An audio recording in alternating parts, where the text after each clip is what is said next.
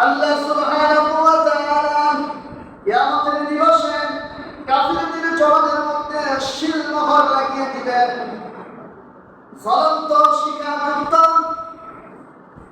বিকট চিৎকার করা অবস্থায় জাহান্নাম তাদের সামনে আসবে এবং কাফিরদেরকে বলা হবে, হাদিহি জাহান্নামুল্লাতী কুনতুম তুআদুন। আল্লাহ রাব্বুল আলামিন বলেন, কাফিরদেরকে জাহান্নামীদেরকে বলবেন, এটা ওই জাহান্নাম, সেই জাহান্নাম সম্পর্কে তোমাদেরকে দুনিয়ার মধ্যে ভয় দেখানো হয়েছিল।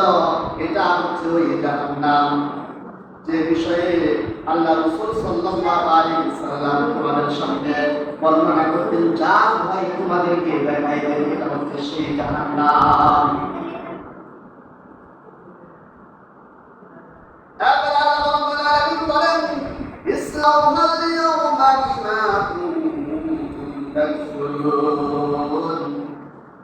আজ তাতে তোমরা প্রবেশ করো, কেননা তোমরা এটাকে অবিশ্বাস করেছিলে।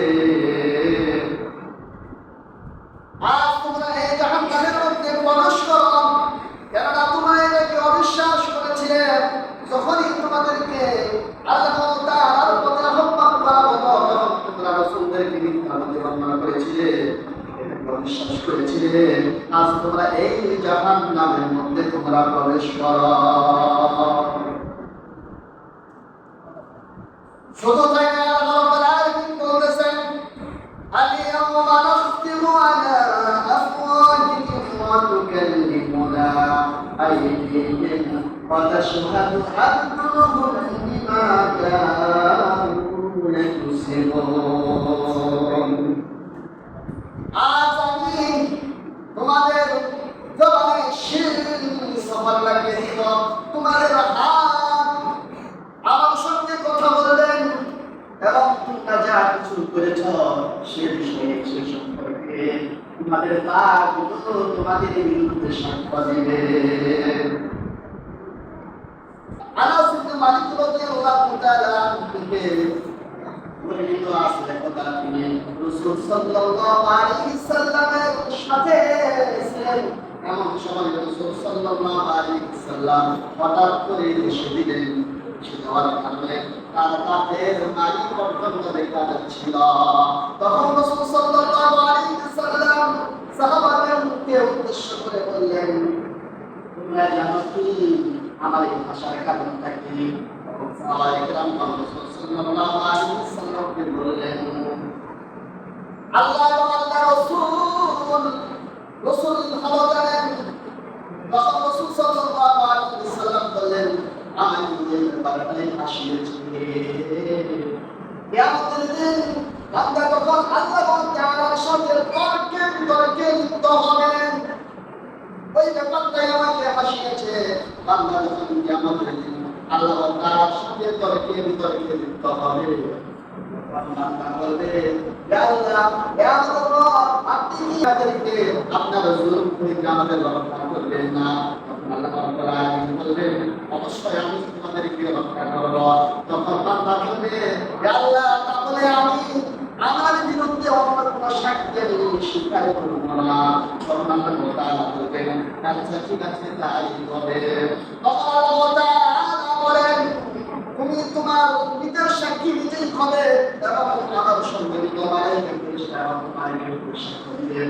এই করে আল্লাহ রাব্বুল আলামিন ওই বান্দার জবান থেকে বন্ধ করে দিবেন। বন্ধ করার সাথে সাথে আল্লাহ রাব্বুল আলামিন তার দেহের প্রত্যেকটি অঙ্গ প্রত্যঙ্গকে তাদের জবান খুলে দিবেন। তাদের জবান খুলে দেওয়ার সাথে সাথে দুনিয়ার মধ্যে যে হাত দিয়ে কোন অপরাধ করেছে, কোন ভালো কাজ করেছে, তার বিরুদ্ধে সাক্ষ্য দিবে। দুনিয়ার মধ্যে পা দিয়ে কোন অপরাধ কাজ করার জন্য পা দিয়েছে, সেই পা তার বিরুদ্ধে সাক্ষ্য দিবে। চোখ দিয়ে কোন খারাপ জিনিস দেখেছে, চোখ তার বিরুদ্ধে সাক্ষ্য দিবে। কান দিয়ে কোন খারাপ কাজ করেছে, সেই খারাপ কাজ শুনবে, সেই কান তার বিরুদ্ধে সাক্ষ্য দিবে। এরকম করতেই করতে দেখে তখন ব্যক্তি তার বিরুদ্ধে সাক্ষ্য দেওয়া শুরু করবে। সাক্ষ্য দেওয়া শেষ হয়ে গেলে আল্লাহ রাব্বুল আলামিন ওই বান্দার জবানটা আবার খুলে দিবেন।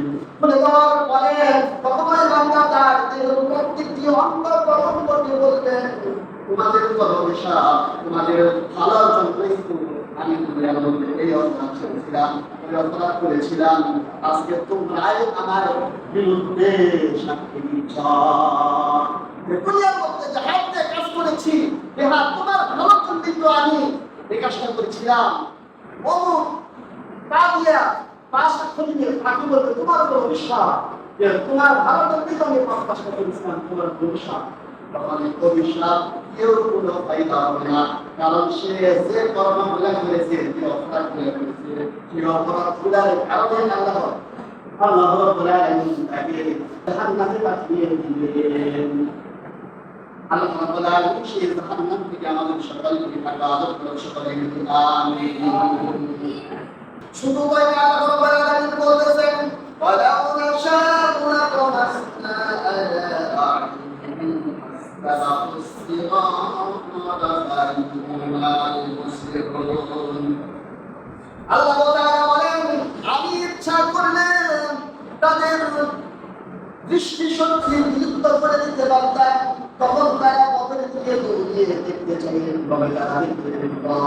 শুধু তাই নয়, আল্লাহ বলেন, ওয়ালাউ নাশাউ লামাসাখনাহুম আলা মাকানাতিহিম ফামাসতাতাউ মুতিয়াও ওয়ালা ইয়ারজুন। আমি ইচ্ছা করলে তাদের আকৃতি আমি পরিবর্তন করে দিতে পারতাম, তখন তারা না সামনে চলতে পারতো না, তারা পিছনে ফিরে যেতে পারতো, তারা মূর্তির মতো আমি খাড়া করে রাখতাম, তাদের পা যদি আমি ভেঙে দিতাম, তারা কোন দিকে করতে পারতো না। কিন্তু আমি করি নাই, বান্দাকে সুযোগ দিয়েছি, তার দৃষ্টি শক্তিকে আমি দিয়েছি, তার চেহারাটা আমি বিকৃত করি নাই, তার চেহারাটাও ঠিক রেখেছিলেন আল্লাহ রাব্বুল আলামিন থেকে পরীক্ষা করার জন্য। আল্লাহ রাব্বুল আলামিন বলেন, ওয়ালাউ নাশাউ লামাসাখনাহুম আলা মাকানাতিহিম ফামাসতাতাউ ওয়ালা ইয়ারজুন ওয়া মান ইউআম্মিরহুম নাককিসহু ফিল খালকি আফালা ইয়াশকুরুন। আমি একটি মানুষকে দীর্ঘ জীবন দেই, আবার তাকে সৃষ্টির ক্ষেত্রে আবার পূর্বের অবস্থায় ফিরিয়ে আনি, তবু কি মানুষ বোঝে না? আল্লাহ রাব্বুল আলামিন আদমকে খবর দিচ্ছেন যে একটি মানুষের যৌবন তার ধারে কাটতে থাকে, বাঁকা করতে থাকে, কিন্তু তার বাঁকটা দুর্বলতা এবং শক্তিপূর্ণতা এসে পৌঁছিয়ে যায়। আল্লাহ বুঝাইতে চাইতেছেন, একটা মানুষের জীবনের তিনটা কাল থাকে, একটা হচ্ছে শিশুকাল, একটা হচ্ছে যৌবনকাল, আরেকটা হচ্ছে বৃদ্ধকাল, বাবার যখন পৌঁছে যায়। এমনিভাবে আল্লাহ রাব্বুল আলামিন মানুষকে শিক্ষা দিয়েছেন যে আমি আল্লাহ রাব্বুল আলামিন প্রথমে দুনিয়ার মধ্যে মানুষকে পাঠালাম, দুনিয়ার মধ্যে থেকে দুনিয়ার জিন্দেগি শেষ করবে, দুনিয়ার জিন্দেগি শেষ করে আখিরাতের জিন্দেগি শুরু হবে।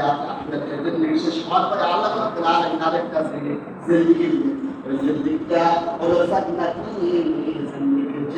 আল্লাহু আকবার। আল্লাহ রাব্বুল আলামিন দুনিয়ার যে জিন্দেগি দিয়েছেন, জিন্দেগি পরে কবরের জিন্দেগি, আখিরাতের জিন্দেগি, ওই জিন্দেগির পরে আরেকটা নওয়াজ জীবন, সেই জিন্দেগিটার নাম হচ্ছে আখিরাতের জিন্দেগি, জান্নাতের জিন্দেগি।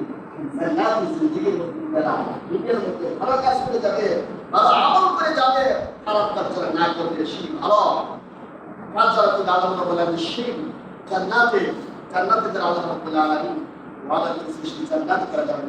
বলেন সুবহানাল্লাহ। এজন্য আমি একটি হাদিস তিলাওয়াত করেছি, عن ابن عمر رضي الله تعالى عنه رسول صلى الله عليه وسلم كن في الدنيا كأنك ضريب أو آمر سليم. حضرت عمر رضي الله تعالى عنه رسول صلى الله عليه وسلم বলেছেন, দুনিয়ার মধ্যে এমন ভাবে থাকো যেন পুরো মুসাফিররা প্রতীক থাকে। দুনিয়ার মধ্যে তুমি এমন ভাবে বসবাস করা যেন পুরো প্রতীক বা মুসাফির থাকো। দুনিয়ার ধন সম্পদ থাকা করে কেন, দুনিয়ার যা ছোট আসতে যাবে না, সাথে যাবে তোমার ইমানের আমল। সেজন্য দুনিয়াতে তুমি এমন ভাবে থাকো প্রতীকটা মুসাফির থাকো। আজকে আমরা দুনিয়ার ধন সম্পদ নিয়ে, দুনিয়ার ক্ষমতা নিয়ে কাটাকাটি মারামারি কাটাকাটি করি। হ্যাঁ, আমাদের দুনিয়ার মধ্যে এমন করে ইমান থেকে আমলটাকে বাঁচিয়ে যদি চলি পারি তাহলে ওই জিন্দিগিটাই দুনিয়ার জিন্দিগিতেও উত্তম এবং আখিরাতের জিন্দিগিতেও উত্তম। আল্লাহ রাব্বুল আলামিন আমাদের সকলকে বেশি বেশি আমল করার জন্য তৌফিক দান করুন। সকলকে আমিন। কোরআন সুন্নাহ মুতাবিক করার জন্য তৌফিক দান করুন। সবাই বলে আমিন।